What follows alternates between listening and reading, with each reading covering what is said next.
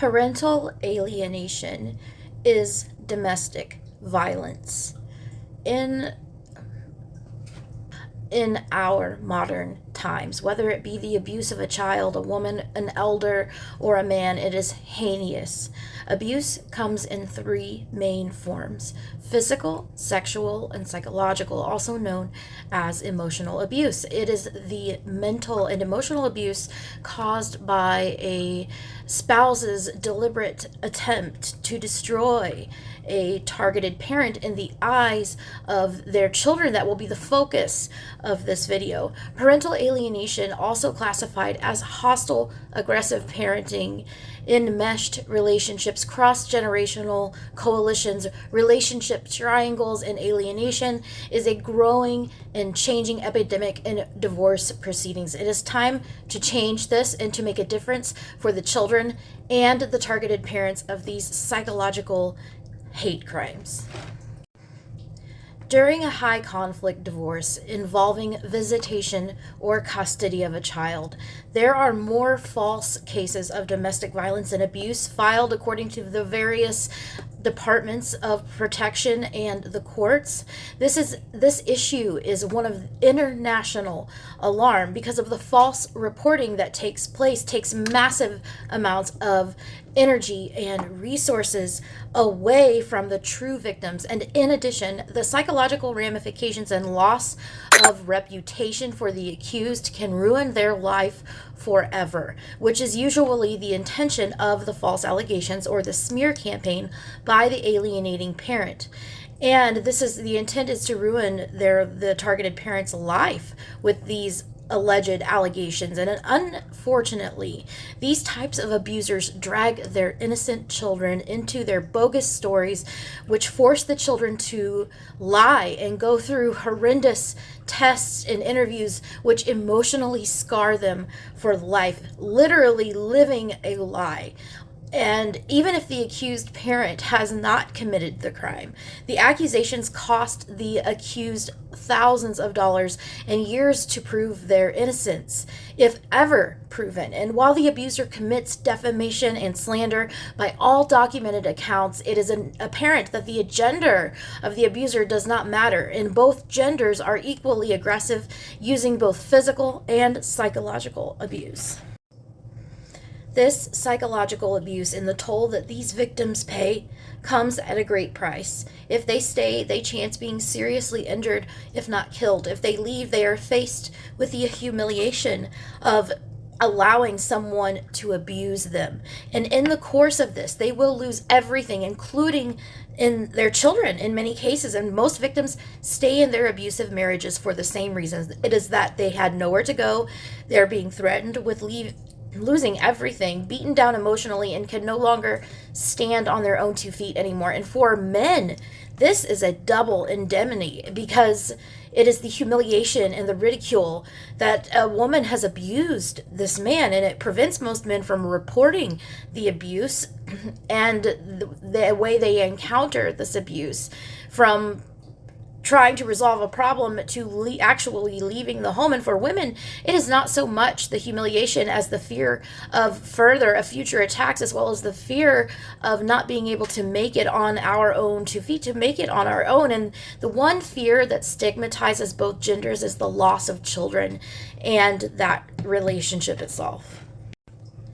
When a parent is being denied a relationship, it is the same exact thing as isolating children from a parent, and it can be legally termed as an alienation of affection, criminally referred to as domestic violence, and psychologically referred to as parental alienation syndrome, hostile, aggressive parenting, and enmeshed parenting relationships or triangles, cross-generational coalitions, or just alienation and denigration.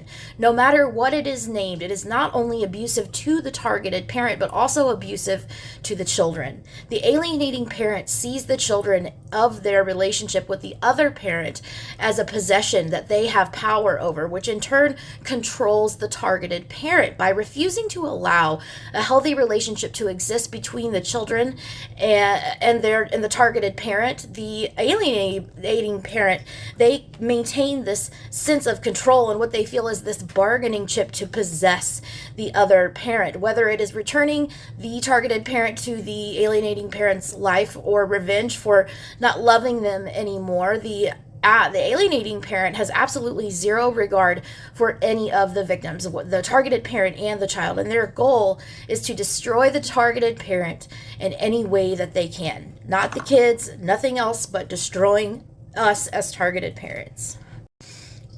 This abuse is so subtle and slow, and that when the parent realizes that parental alienation is occurring, it is often too late, and children are oftentimes refusing to have a relationship with the targeted parent, or they are under the impression that the targeted parent abandoned them. And in my case, my son thinks that I died. And this is usually within a high conflict divorce and custody visitation issues, because the once happy or naturally healthy relationship and bonds of a parent with their offspring have been destroyed. A child's life is filled with treachery and uncharted waters, and the psychological community is just now beginning to understand what the ramifications of this type of abuse, of parental alienation, what they are. And while examining a definition to be included in the DSM, which it is, alienation is an insidious form of abuse because proving its existence is a nightmare that is still ongoing, and the psychological community is baffled as to how to stop it and correct the damages that are done to the children, regardless of if the targeted or the alienating parent realizes that this has done damage to the child, regardless of their feelings. No matter how we describe it or how we compare it, the ultimate truth is that parental alienation and parental alienation syndrome destroys the child and the parents it is directed at. Despite our court's supposed protection of children from this kind of abuse, this type of abuse is directly correlated with marital issues involving the separation, divorce, custody, and visitation issues. And it kind of became prevalent in the 1960s with the introduction of the no-fault divorce. And despite this high incidence of this type of abuse, it is barely recognized in the courts until recently, when it passed the Frye test to determine the admissibility of scientific evidence validating parental alienation's existence, which now permits its open testimony and use in court. And with the passage of this Frye test, many states have mandated court support family services get training in parental alienation syndrome, and unfortunately, at present moment, there is very inadequate training. This is riddled with bad data, and if we can finally get past the courts and get them to put aside their prejudices, like in my situation, my ex-husband is a police officer. It's a small town. It's very corrupt. And most, if not all, from in my experience, they don't have any idea. Some judges seem to have a kind of a small idea of what parental alienation is, lawyers, but it's very hard, it's very rare to find an attorney that actually understands how aggressive one must be and how important it is to take action the very first time that you recognize parental alienation happening. My name is Sarah Ann Brown, and this is Narcissistic Abuse 101.